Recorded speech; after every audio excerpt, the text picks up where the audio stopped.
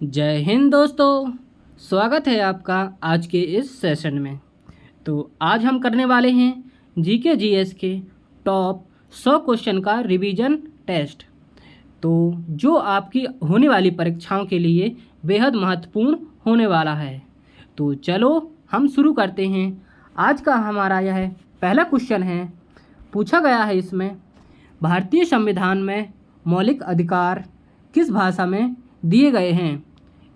ये दिए गए थे हमारे भाग 3 में।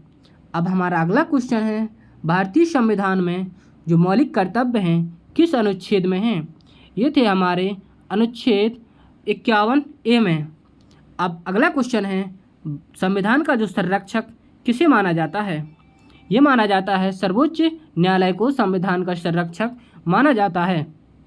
अगला क्वेश्चन है हमारा, भारत में जो राष्ट्रपति का चुनाव कौन करता है? ये करता है हमारा निर्वाचक मंडल करता है।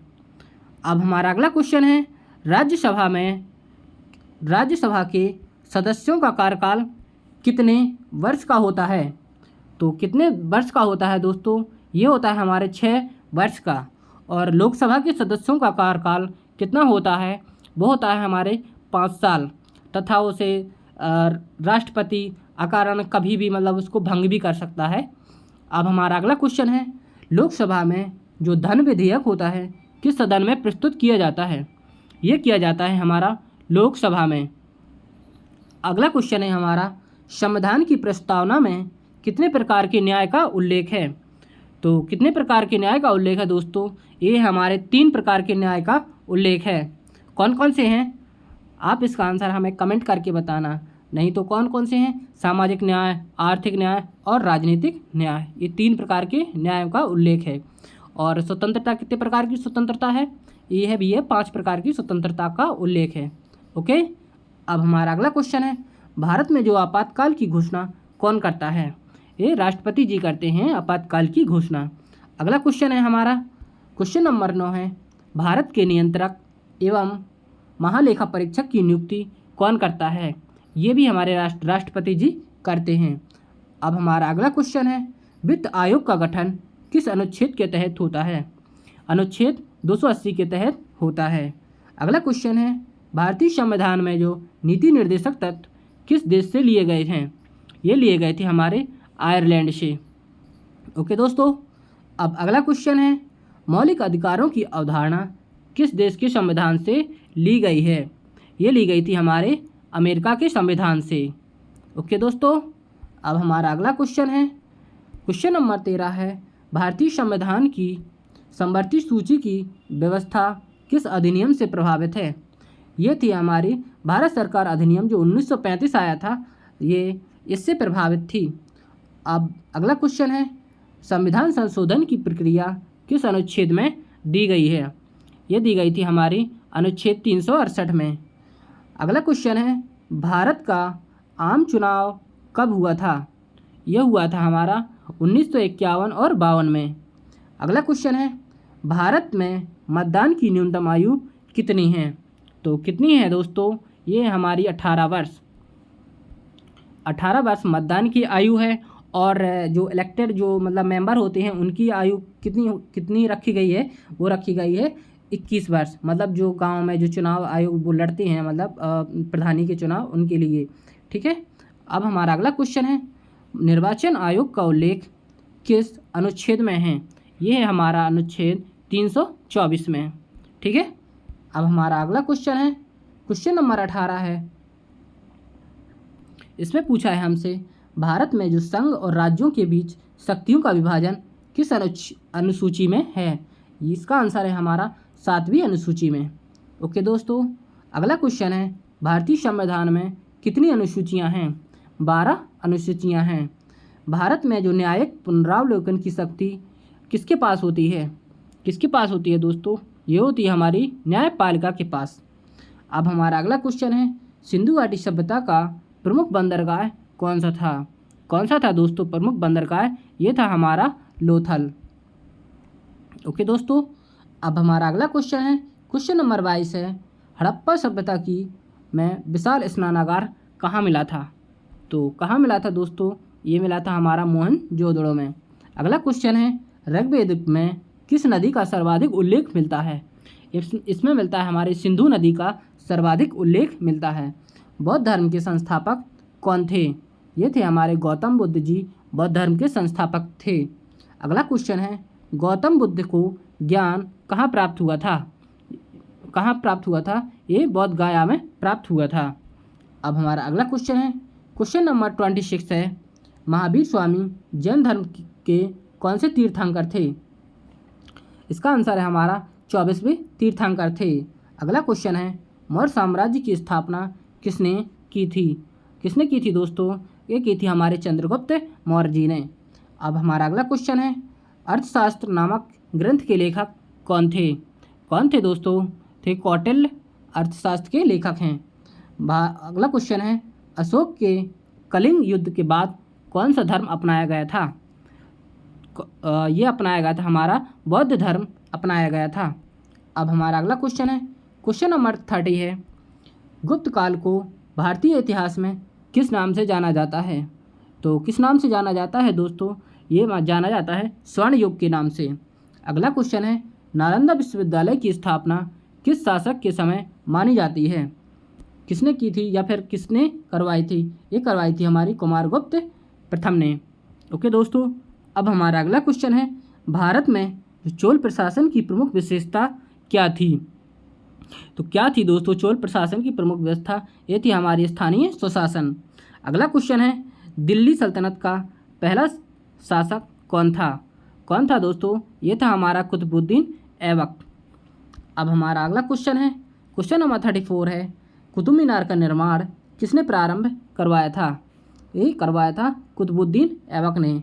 अगला क्वेश्चन है, मुगल साम्राज्य की स्थापना भारत के किस शासन ने स्थापना भारत में किसने की थी? तो किसने की थी दोस्तों? ये की थी हम बाबर ने। अगला क्वेश्चन है, पानीपत का जो प्रथम युद्ध कब हुआ था? तो कब हुआ था दोस्तों?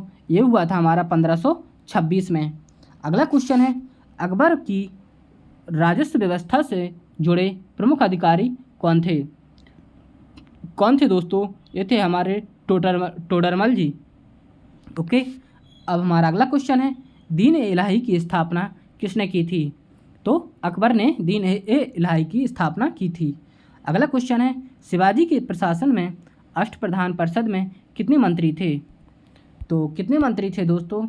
इसका आंसर है हमारा कि इसमें 8 मंत्री थे। ओके, अगला क्वेश्चन है, प्लासी का युद्ध कब हुआ था? ये हुआ था हमारा 1757 में। ओके दोस्तों, अब अगला क्वेश्चन है, क्वेश्चन नंबर 41 है, भारत का सबसे बड़ा पठार कौन सा है? जो दक्कन का पठार है भारत का सबसे बड़ा पठार है। अगला क्वेश्चन है, भारत में जो मानसून की वापसी सबसे पहले किस क्षेत्र में होती है? इसका आंसर है हमारा उत्तर पश्चिम भारत में मानसून की सबसे पहले वापसी होती है। अब अगला क्वेश्चन है, क्वेश्चन नंबर 43 है, भारत में जो सर्वाधिक वर्षा वाला स्थान कौन सा है? ये इसका आंसर है हमारा मासिनराम। पश्चिमी घाट और पूर्वी घाट कहाँ मिलते हैं? इसका आंसर है हमारा नीलगिरी पहाड़ियों में मिलते हैं। अब अगला क्वेश्चन है हमारा, काली मिट्टी किस क्षेत्र के किस फसल के लिए सबसे उपयुक्त मानी जाती है? इसका आंसर है दोस्तों कपास के लिए काली मिट्टी सबसे उपयुक्त मानी जाती है। अब अगला क्वेश्चन है, लाल मिट्टी का लाल रंग मुख्यतः किस तत्व के कारण होता है? तो किसके कारण होता है दोस्तों? उसमें लोहा की मात्रा अधिक मात्रा में पाई जाती है, इसलिए उसका लाल रंग होता है। अब अगला क्वेश्चन है, भारत की सबसे लंबी तटरेखा वाला राज्य कौन सा है? इसका आंसर है हमारा गुजरात की जो तटरेखा है वो सबसे लंबी है। अब अगला क्वेश्चन है, सुंदरबन डेल्टा किन नदियों में बनता है? तो किन नदियों में बनता है दोस्तों? ये बनता है हमारा गंगा, ब्रह्मपुत्र और मेघना नदियों में। ठीक है। अब अगला क्वेश्चन है, भारत में जो सबसे अधिक क्षेत्रफल पर कौन सी मिट्टी पाई जाती है? इसका आंसर है हमारा जलोढ़ मिट्टी पाई जाती है। अब अगला क्वेश्चन है, नर्मदा और ताप्ती नदियाँ किस प्रकार की घाटियों से होकर बहती हैं? इसका आंसर है दोस्तों हमारा भ्रंश घाटियों से होकर बहती हैं। अब अगला क्वेश्चन है, क्वेश्चन नंबर 51 है, पृथ्वी की सबसे बाहरी ठोस परत क्या कहलाती है? तो इसका आंसर है दोस्तों भूपटल। पृथ्वी की सबसे बाहरी कठोर परत कहलाती है। अगला क्वेश्चन है, पृथ्वी के केंद्र में मुख्यतः कौन से तत्व पाए जाते हैं? इसका आंसर है लोहा और निकेल। पृथ्वी के केंद्र में इनकी मात्रा सबसे अधिक पाई जाती है। ओके, अब हमारा अगला क्वेश्चन है, भूकंप की तीव्रता मापने के लिए किस पैमाने का उपयोग किया जाता है? इसका आंसर है जो रिएक्टर जो पैमाना होता है इसका प्रयोग किया जाता है। अब अगला क्वेश्चन है, वायु दाब मापने के लिए किस यंत्र का प्रयोग की होता है? तो बैरोमीटर का वायु दाब मापने के लिए उपयोग किया जाता है। अगला क्वेश्चन है, आर्द्रता मापने वाला यंत्र क्या कहलाता है? इसका आंसर है हाइग्रोमीटर आर्द्रता मापने वाला यंत्र कहलाता है। अब अगला क्वेश्चन है, प्रकाश की गति लगभग कितनी होती है? तो कितनी होती है दोस्तों? ये होती है, लगभग में पूछा है तो 3 लाख किलोमीटर प्रति सेकंड, नहीं तो इसका सीधा आंसर होता है 3 × 10⁸ किलोमीटर प्रति सेकंड। ठीक है। अगला क्वेश्चन है हमारा, क्या है अगला क्वेश्चन, ध्वनि निर्वात में क्यों नहीं चल सकती? माने ध्वनि निर्वात में क्यों नहीं चल सकती? क्योंकि उसमें माध्यम का अभाव होता है। मतलब जब ध्वनि गति करती है तो उसे माध्यम की आवश्यकता होती है, इसलिए निर्वात में तो कोई माध्यम भी नहीं होता है, इसलिए ध्वनि निर्वात में गमन नहीं कर सकती। ओके। अब अगला क्वेश्चन है, विद्युत धारा की ऐसा इकाई क्या है? तो क्या है दोस्तों? एम्पियर। विद्युत प्रतिरोध की ऐसा इकाई क्या है? ओम प्रतिरोध की इकाई है। शक्ति की ऐसा इकाई क्या है? वाट शक्ति की इकाई है। ओके। अब हमारा अगला क्वेश्चन है, क्वेश्चन नंबर 61 है, न्यूटन का जो प्रथम नियम है किससे संबंधित है? तो ये किससे संबंधित था दोस्तों? ये था जड़त्व से संबंधित। अब अगला क्वेश्चन है, न्यूटन का जो द्वितीय नियम किस सिद्धांत पर आधारित है? ये तृतीय नियम किस सिद्धांत पर आधारित है? ये तृतीय नियम था क्रिया प्रतिक्रिया के नियम पर आधारित है। अगला क्वेश्चन है, कार्य की जो एसआई इकाई क्या है? तो कार्य की एसआई इकाई है जूल। ऊर्जा की एसआई इकाई क्या है? इसका आंसर भी है जूल। और लेंस की शक्ति की इकाई क्या होती है? तो क्या है लेंस की शक्ति का इकाई? इसका आंसर है डायोप्टर लेंस की शक्ति की इकाई होती है। ओके दोस्तों, अब हमारा अगला क्वेश्चन है, मानव आँख में प्रकाश की मात्रा को नियंत्रित करने वाला भाग कौन सा होता है? तो कौन सा होता है? जो हमारी परितालिका होता है, जो आँख का एक भाग होता है परितालिका, ये प्रकाश की मात्रा को नियंत्रित करके मतलब आँख में उतनी ही मात्रा में प्रकाश को आँख में प्रवेश करने देता है। अब अगला क्वेश्चन है, मानव शरीर में जो इंसुलिन किस अंग द्वारा स्रावित होता है? इसका आंसर है आग्नाशय। ओके। अब अगला क्वेश्चन है, मानव शरीर में यूरिया का निर्माण मुख्यतः कहाँ होता है? इसका आंसर है यकृत में जो यूरिया का निर्माण होता है। अगला क्वेश्चन है, रक्त का थक्का जमाने में कौन सा विटामिन सहायक होता है? तो विटामिन के होता है रक्त का थक्का जमाने में सहायक होता है। ठीक है दोस्तों। अब हमारा अगला क्वेश्चन है, क्वेश्चन नंबर 70 है, मानव शरीर में जो ऑक्सीजन का परिवहन मुख्यतः किसके द्वारा होता है? तो हीमोग्लोबिन के द्वारा ह्यूमन ब्लड में ऑक्सीजन का परिवहन होता है। ओके। अब भारत में जो राष्ट्रीय आय का अनुमान कौन लगाता है? तो कौन लगाता है दोस्तों? इसका आंसर है हमारा राष्ट्रीय सांख्यिकी कार्यालय है, इस राष्ट्रीय आय का अनुमान लगाता है।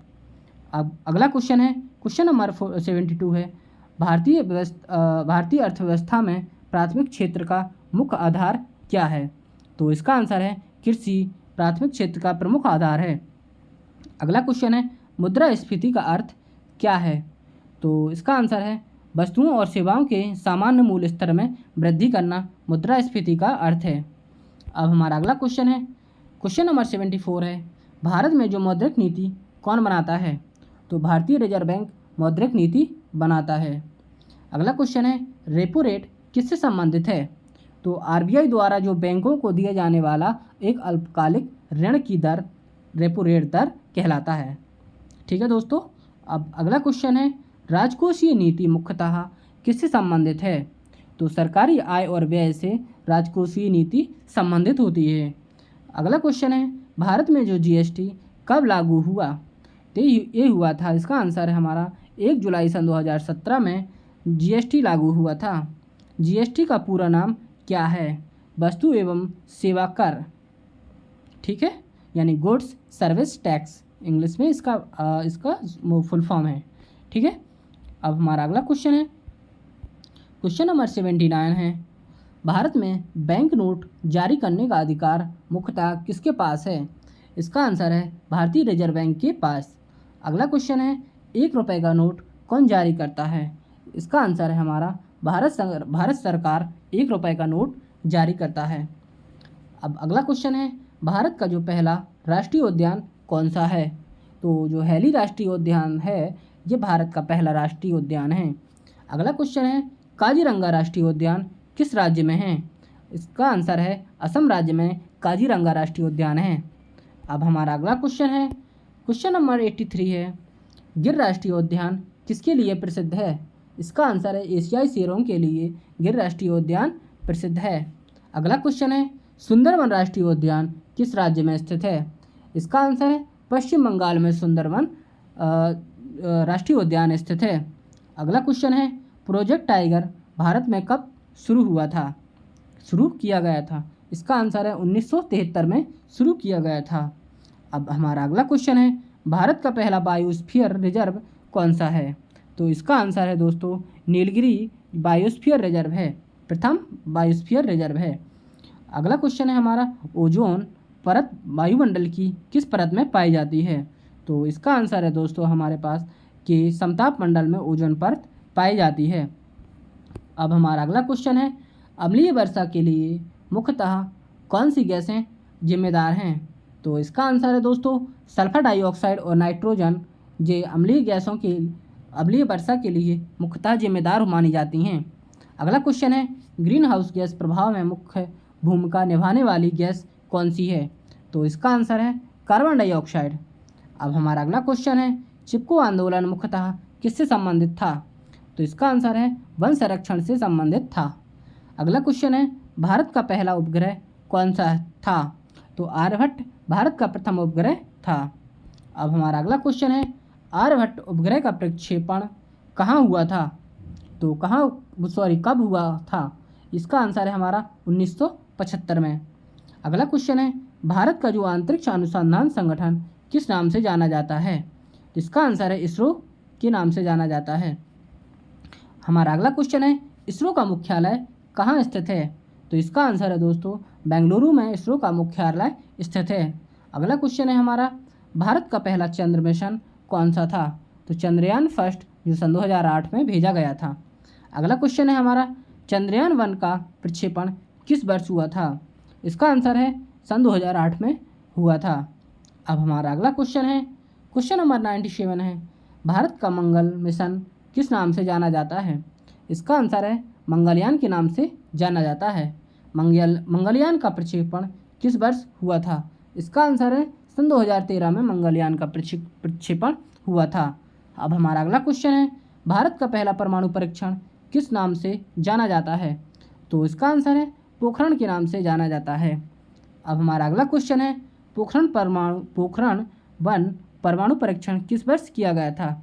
तो इसका आंसर है दोस्तों 1974 में किया गया था, 1974 में किया गया था। ओके दोस्तों, तो कैसा लगा दोस्तों आज का हमारा यह मॉक रिवीजन टेस्ट?